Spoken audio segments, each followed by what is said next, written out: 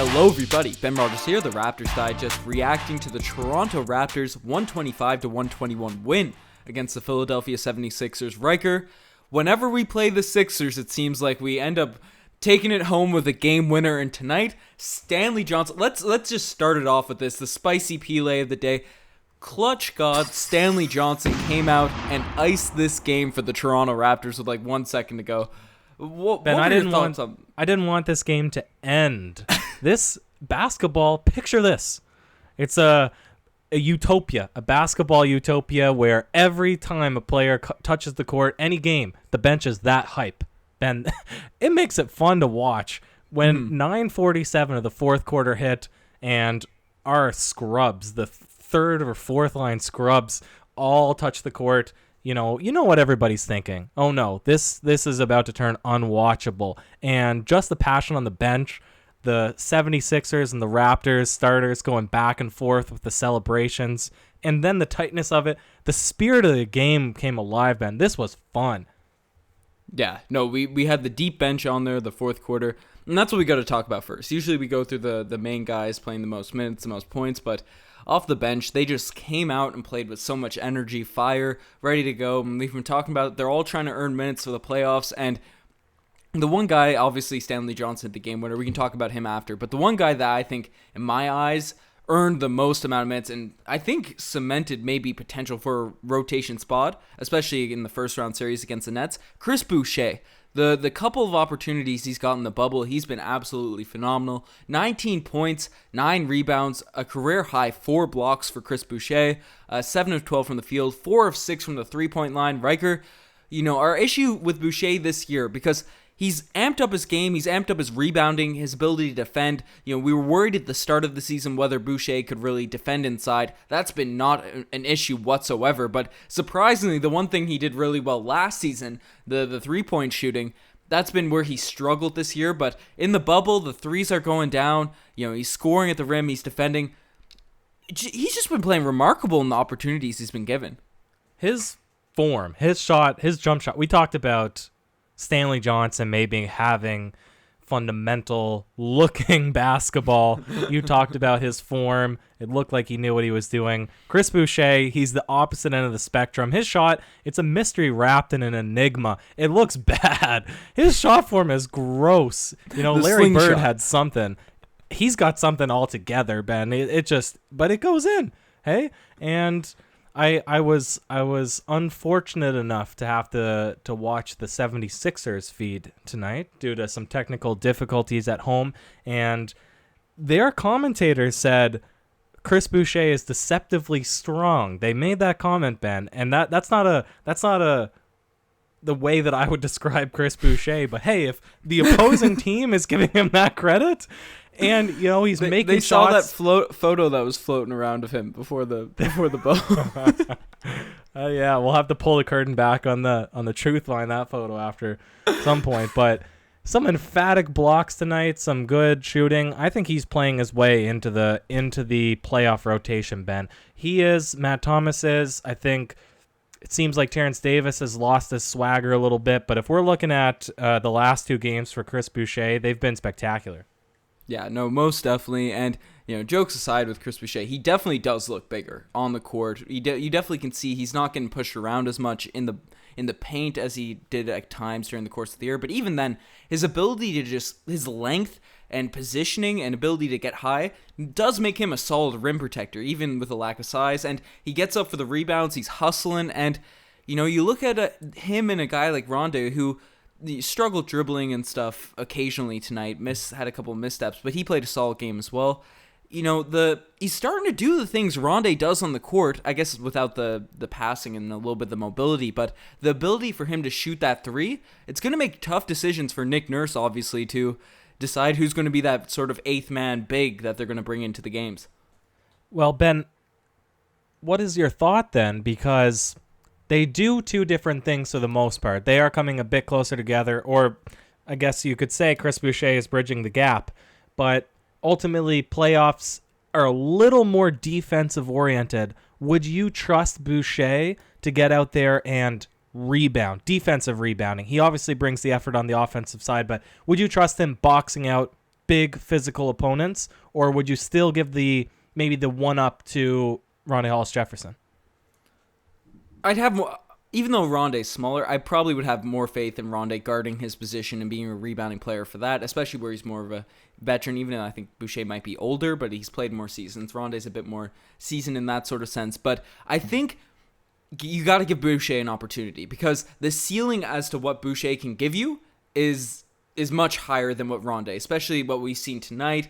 His ability to just explode in certain games. And, we brought up in past podcasts saying that, maybe he's not on the scouting report. And obviously that's not the case for anyone in these games. But the fact that Rondé can't shoot will really be a detriment to him in the playoffs. But, his intensity and the ability for him to dribble the ball might be able to make up for that in a little bit. But I don't know. I think you got to give Boucher an opportunity. If you look at the teams that we're likely going to go up against, right? The Brooklyn Nets, they don't have a lot of guys that scare you, even though they have a couple bigs, but I think you can test things out against the Brooklyn Nets in a playoff atmosphere. And the Boston Celtics, they have a lot of mobile guys, but they don't have a lot of bigs that would really push Boucher out of the way. And we saw on Christmas Day, he balled out there on the Boston Celtics. So I don't know. I think you got to give Boucher an opportunity.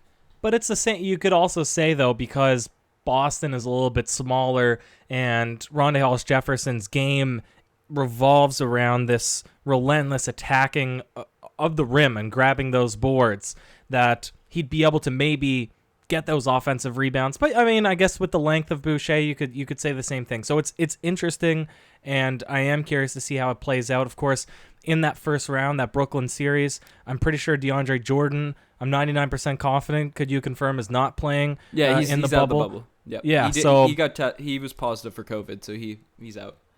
Well, he could have came back. Obviously, a lot of guys were positive. But anyways, yeah, so he's confirmed he's out. So, I mean, we'll definitely see. I'm starting to favor Boucher just because of what we said. That offense might be there too. And if a guy can play defense, get those blocks, and score, that's something that you want to have out. That's something that can swing games. But, Ben, I do want to talk about Stanley Johnson.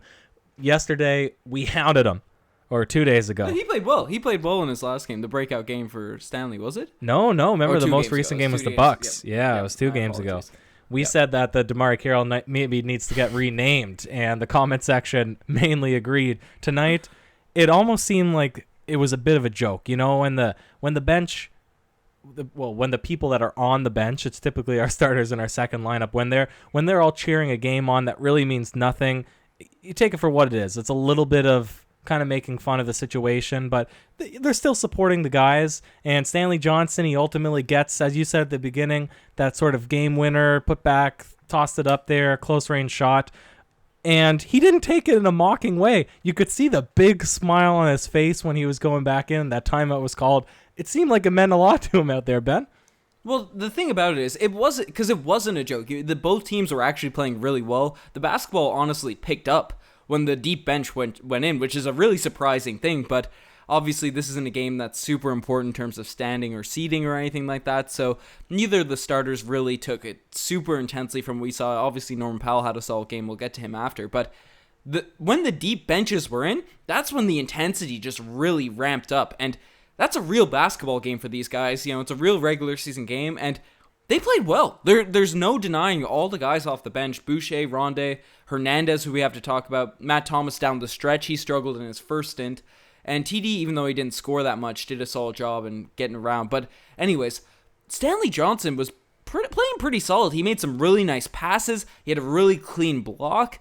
And, he did some positive things out there. And you got to give the guy credit, especially where people have been bagging on it because he has struggled really hitting his shots and doing, holding onto the basketball and all that sort of stuff. But, it's really nice to see a guy like Stanley Johnson, who's had those struggles, be able to get a game-winning shot like this. And, even though it's a deep bench, it was an intense moment, even with the benches going crazy. Teams are playing well. Yeah, this game, it didn't mean anything. So whether it was a game winner from Kyle Lowry or Stanley Johnson, the outcome would have been the exact same. And I think that I do want to say before we go into the next player, was the seeding already decided for the 76ers before this game? Would they, regardless, have been playing the Celtics in the first series? I am not 100% sure, but I'm not 100% sure. I know now they are. And if that wasn't the case, I was kind of rooting for the 76ers to win this game. I wanted them to play in that 5th seed against Miami. And because we know the Celtics will probably win their series. They're going to go on. But I'm a little bit worried. I think that the Heat and the Pacers, I don't think the Heat are a surefire thing.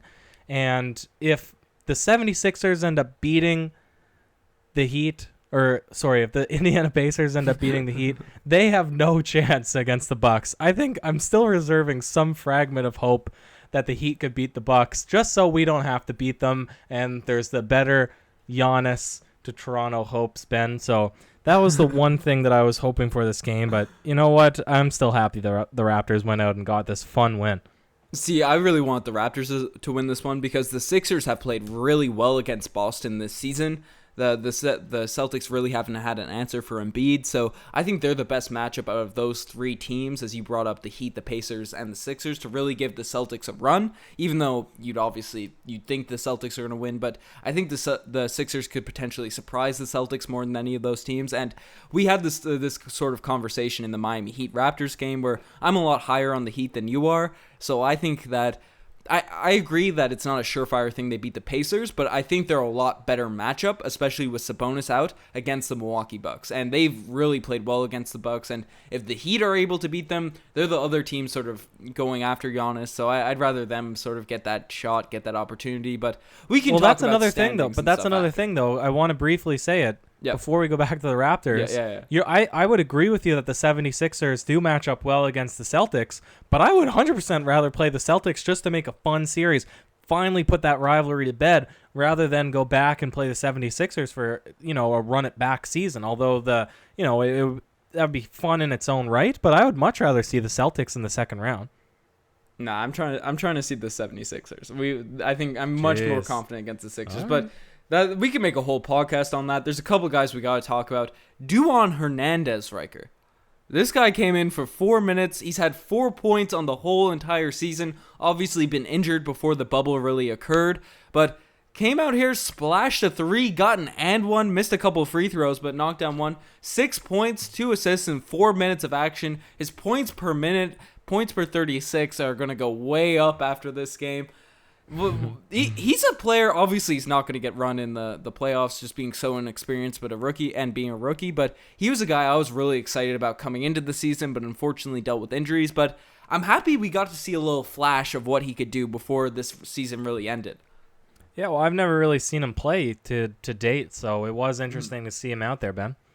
Yeah, no, I thought he played really well. He's he's energetic, he can knock down threes, so solid game for Duan. Matt Thomas didn't have the greatest game, plus 14 for the game though, which is an interesting look.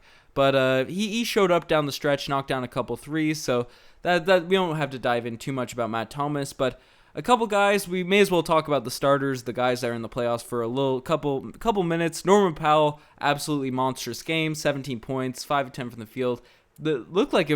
Looked more impressive from the eye test than necessarily the box score, but Lowry also played a great one. Siakam started off slow but picked it up at the end. Who in the starting lineup impressed you, Ryker? You know what, I don't want to say no one, but this game, it wasn't the most. There didn't seem to be a lot on it. The Raptors were kind of coming back from a deficit for the whole game. It wasn't really the game that I'm going to put a lot of emphasis on. I liked Kyle Lowry when he got hit with that tee. He obviously came back. He flopped on a few calls just to get back at the 76ers, it seemed, and was aggressive on a few takes and a few three-point shots. He always responds well when he gets frustrated. That's the guy that I was mainly looking at this game. And Marc Gasol also being a little bit more aggressive than usual. He usually shows up against Joel Embiid, but of course Embiid didn't even play after the second half or after the first half, so it wasn't a real test towards what the potential matchup could be if we do see the 76ers in the second round. Yeah, no, I completely agree. I would have liked to see Siakam knock down a couple more shots early, but he got his game going after. The free throws were really weird, but I was happy to see Norm have another solid outing in this one. Kyle Lowry's obviously doing Kyle Lowry things when he plays Philadelphia, so yeah, not too much you can take away from this from the starters, but still a solid game all around. But let's swing into the segments, Riker. We've already brought it up, the spicy Pele of the day. It's got to go to Stanley Johnson's game winner, but there were some other moments in this one as well. Boucher had a really nasty block on, I forget who it was on the Sixers. And he had one on Shake Milton, and he had one on Neto that he threw against the backboard. Yeah, the Boucher, he gets up there for those highlight reel blocks. And Duan Hernandez, I really liked his little shake shimmy and one he had going down the lane. So lots of positive plays in this one, Riker. Yep, I would definitely agree, man. For sure. But not all plays can be the spicy Pele of the day, and some just make you say, oh, geez. And tonight, you brought it up. The OG's got to go to Kyle Lowry. Had a little flop there after getting teed going. Got a little touch on the back. I don't know. He did get pushed from behind, but he took a little dive there in this game. Well, we got a lot of guys that have personalities on this team, Ben. OG has one of the most fun personalities. Pascal Siakam, silly. Norman Powell, Mr. Serious. There's some very clear personalities, but Kyle Lowry, animated, and he is what he is. He's a complainer. He's very vocal to the refs, and it's typical Kyle Lowry fashion. When something doesn't go his way, he retaliates. And tonight it was through a bit of flopping, a little bit of showmanship, and it was entertaining to watch. I don't know how pleased the 76ers were with it though. Yeah, he almost got into, I think it was Josh Richardson. They were going back and forth after it. Kyle Lowry seemed to have gotten into it with basically one person on every team in every game in the bubble. So shout out Kyle Lowry. That's why we love him. He's the Raptors GOAT. But finally, the infamous, the one, the only DeMar Carroll Gold Star Award. Riker, do you have one in mind? I don't know. I think I'm gonna give it to Ben. No, not Ben. Joel Embiid. I was thinking Ben Simmons. He's out. But Joel Embiid, I get it. These are pro-level athletes, and they're big, and that's all I could say. They're big, they're playing really hard out there, but there's something to be said for getting injured as often as you do. It seems every time I've watched Joel Embiid this season, he goes down with some injury. So either he's made of glass, or he embellishes a little bit. I don't know. I'm gonna tend towards maybe he's just fragile or he gets in fortunate situations. I don't want to imply that he pretends that he's injured or anything like that. But at some point, when you are the best guy on your team, you're considered the best center in the NBA, and you're going out because a little slap from Marc Gasol. Like, you got to be stronger than that. It's just Marc Gasol, for goodness sake. And it just seems like every time I watch, he never shows up. Well, just Marc Gasol. Do you know who you're talking about right there? Presence. Do you know who you're talking about there, Joel Embiid? Joel Embiid, just Marc Gasol, Riker. That guy is living in Joel Embiid's head. The Twitter detectives, the Twitter conspiracy theorists say that Joel Embiid just wanted none of Gasol. He wanted out of that game. I'm not saying it's true, but that's what Twitter and Reddit are saying. It's tough. It's tough to do it to Embiid like that. It's tough for him to go up against Marc Gasol after what happened last year, but I don't know. The proof is in the pudding. He had played 14 minutes, had 5 turnovers, 1 of 4 from the field, only 5 points, had a few rebounds, but I don't know. So you'd agree with me. I thought I was getting too controversial. It sounds like you agree with me. I'm just saying what the Twitter conspiracy theorists are saying. I'm just the messenger here, I'm not... There's something fishy. There's a smell in the air, Ben. It is what it is, and that's why I can't believe you don't want to see the Sixers in the second round. I get for the point of excitement and all that, and we're both confident in either of those teams we play, but even though after that blowout loss to the Celtics, some confidence has been shattered from a lot of people, both you and I think we can beat either of those teams in the second round, but what Marc Gasol does to Joel Embiid, I just think it's a surefire W, especially this year without Jimmy Butler and Redick to knock off the Sixers. Well, I don't want 2 surefire W's and then a potential loss in the Eastern Conference Finals. I think the Raptors can win the NBA championship this year, but I would like to ramp up in intensity so that when the Bucks come, they don't have a 40-point loss one game and get completely demoralized. I want a tough series against one of our bitter rivals in the Celtics and then just completely mentally prepared. Like, I don't know. For the Miami Heat in the conference finals. Oh yeah, exactly. Word. Anyways, you guys are the best for making this far. Check out the Twitter, the Instagram, all that cool stuff. The playoffs start Monday, Riker. Oh, That's all I'm saying. It's right around the corner. Anyways, any last words? man, let's bear down for the playoffs, baby. It's almost here. Cheers.